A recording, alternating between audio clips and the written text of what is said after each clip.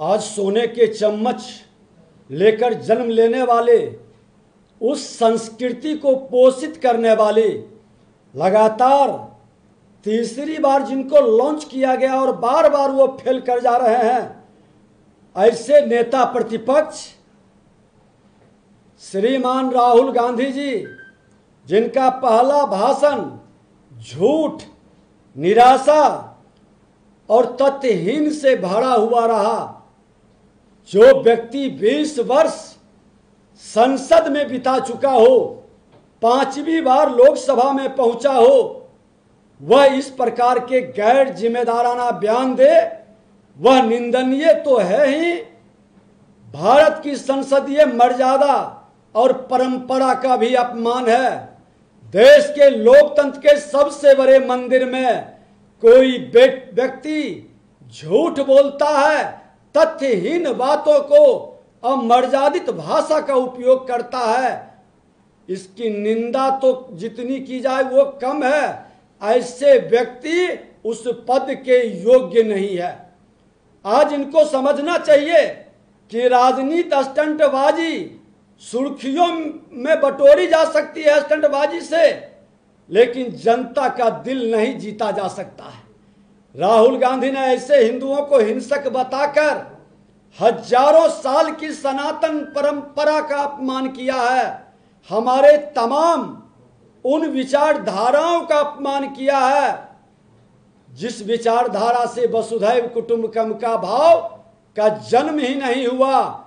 ये लोगों को जोड़ा है।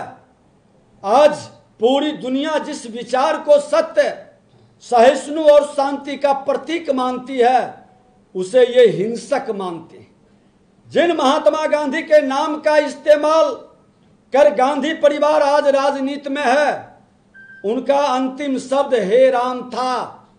ये लोग उस राम को मानने वाले करोड़ों लोगों को हिंसक कह रहे हैं। इनके गठबंधन के लोग रामचरितमानस पर प्रश्न उठाते हैं और हिंदू को जो लोग जहर मानते हैं, इन्हीं के इंडी गठबंधन के लोग हैं। संतों पर लाठी गोली चलाने वाले, सिखों को सरेआम कत्ल कराने वाले ये कांग्रेसी आज कार सेवकों को गोलियों से छलनी करने वाली समाजवादी के साथ गलवहियां कर करके अपने को गौरवान्वित महसूस करते हैं। केरल में सनातन को मानने वालों की टारगेट किलिंग करने वाले वामपंथियों के साथ बंगाल में गठबंधन करके ये सनातन के संस्कृति को लज्जित ही नहीं कर रहे हैं, उसको कुचलने और दबाने का इनके मन के अंदर की जो भावना है उसकी प्रकटीकरण है।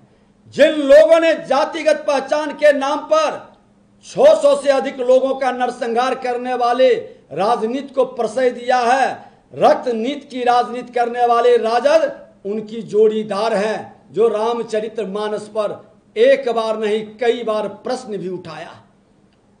धर्म के आधार पर लड़ाने का ये खेल खेलने वाले मानसिकता के लोग सत्ता तक पहुंचने के लिए किस स्तर तक गिरेंगे, ये पूरा देश जान रहा है।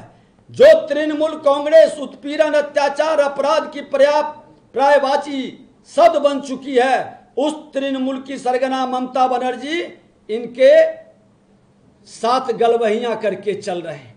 पंजाब में चरमपंथ को फिर से हवा देने वाली आम आदमी पार्टी संसद में इनके सहयोगी बन गए हैं।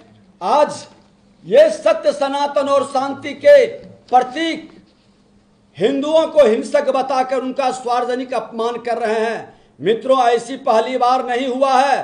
पहले इनके परनाना पंडित नेहरू ने हिंदू धर्म की आस्था से खिलवाड़ किया।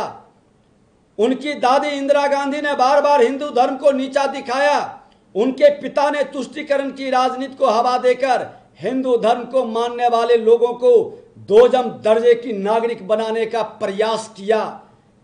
मैं बता दूं कि ये इटालियन संस्कृति को मन के अंदर ग्रहण कर चुके हैं। भारतीय संस्कृति इनके मन और तन में नहीं समाहित हो रही है, इसीलिए इस तरह की भाषा इनके जुबान से बार बार निकल रहा है। इनकी पार्टी के नेता पी चिदंबरम ने गृह मंत्री रहते हुए हिंदू आतंकवाद का जुमला करते हुए हिंदू को आतंकवादी कहा था। इन्हीं के और ने एक नेता सुशील कुमार शिंदे जो मुंबई में आतंकवादी हमलों के दौरान सूट बदलने में व्यस्त थे, उन्होंने श्री हिंदुओं को आतंकी कहा था, हिंदू आतंकवाद का नाम दिया था। 2013 में जब कांग्रेस सत्ता में थी तब राहुल गांधी ने खुद भी हिंदुत्व के विचार में विश्वास रखने वाले को देश से बाहर भगाने की बात कही थी। सत्ता और संसद में आकर तो ये हिंदू धर्म को हिंसक बताते हैं, हिंदुओं से घृणा का भाव प्रदर्शित करते हैं, लेकिन चुनाव के समय खुद को ब्राह्मण बताकर जनेऊ पहनते हैं, मंदिरों में दर्शन करने पहुंचते हैं और अपना गोत्र बताते हैं।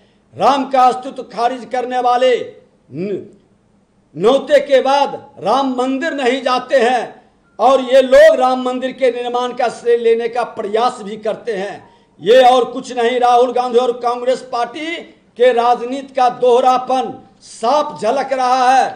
मैं तो कहना चाहूंगा कि ये लोग आज जिस तरह से कितनी बार ये झूठ बोले हैं, मैं आपको जानकारी दे दूं कि ये संसद के अंदर, संसद के बाहर इनके कांग्रेस के पीडब्ल्यूडी मंत्री हैं कर्नाटक के सतीश जारकिहोली भी श्री हिंदू शब्द को गंदा बोल चुके हैं। उनके भारत जोड़ो यात्रा में जॉर्ज पुनैया ने कहा था कि भारत की धरती को इतना अपवित्र मानता हूं कि मैं जूते पहनता हूं ताकि इसका स्पर्श न हो जाए। इनके साथ चल रहे थे, इनके गठबंधन के लोगों ने ही हिंदू धर्म के नाश और उसकी तुलना कोरोना वायरस के साथ किया था। आज सदन में भगवान शंकर गुरु नानक देव के चित्र दिखाना, अभय मुद्रा में भी ये किस मानसिकता का सूचक है? राहुल गांधी ने अभय मुद्रा की बात कर इस्लाम को चित्र दिखाए और इस्लाम के लोगों ने चित्र पर प्रतिबंधित है। ये क्या तुष्टीकरण के चरमोत्कर्ष को प्राप्त कर रहे हैं। आज संसद में जिस तरह से भगवान शंकर के चित्र को दिखाकर बेहद ही आपत्तिजनक इनका कार्यशैली था। लोकसभा अध्यक्ष ने जब उनको पूछे तो इस चित्र को प्रस्तुत करने का सदन में क्या आपको अनुमति मिली है? लेकिन राहुल गांधी जिस तरह से बार बार हिंदू धर्म शक्ति से लड़ेंगे, जबकि उसको ज्ञान ही नहीं है, क्योंकि इटालियन संस्कृति से जुड़ा है। शक्ति और शिव एक ही अंग है, एक ही पार्ट है, शक्ति और शिव साथ है। राहुल गांधी ने बहुत सारे बार शपथ लिए। 2014 में ईश्वर का शपथ लिए थे, फिर क्या कारण रहा? तुष्टीकरण की क्या मजबूरी रही कि ईश्वर के नाम से शपथ लेना वो बंद कर दिए और सत्य निष्ठा के नाम से शपथ लेने लगे? वो बताएं। लोग जानना चाहता है क्या मजबूरी है सत्ता के लिए अपने धर्म को अपमान करना, अपने धर्म को छोड़ देना। ये कायरता ही नहीं है। निज गौरव पर जिसे हो न अभिमान, वह नर नहीं पशु के समान। ऐसे पशुवत लोग सनातन के संतानों को लज्जित नहीं कर सकता और ऐसे मानसिकता के लोगों को सनातन के संतान जवाब देगा। अग्निवीर पर भी बार बार झूठ बोलना कि उनको शहीद का दर्जा नहीं, मुआवजा नहीं, 1 करोड़ रुपया मुआवजा मिलता है, ऐसे असत्य बोलने वाले लोगों को माफी मांगना चाहिए। माइक बंद करने देने का भी झूठ का प्रचार करना, अयोध्या में मुआवजे पर झूठ की बातों करना, और इनको जानकारी नहीं है कि जहां रामलला विराजे हैं उसमें आपकी योगदान और भागीदारी नहीं। अरे आपने तो उनका दर्शन करना भी मुनासिब नहीं समझा। किसानों को आतंकवादी बताने का ये झूठ बार बार बोल करके देश के अंदर किसानों के मन में देश के प्रति एक नफरत का भाव पैदा करना चाहते हैं। ये व्यक्ति आसन का अपमान करते हैं, आसन का संवैधानिक पद का अपमान करते हैं, संवैधानिक संस्था का अपमान करते हैं। ये सदन की गरिमा को बार बार गिरा रहे हैं। इनके नाटकीय व्यवहार, मजाक, इनका मजाकिया लहजा लोकसभा के नेता के प्रतिपक्ष के संवैधानिक पद को कहीं न कहीं तार तार कर रहा है।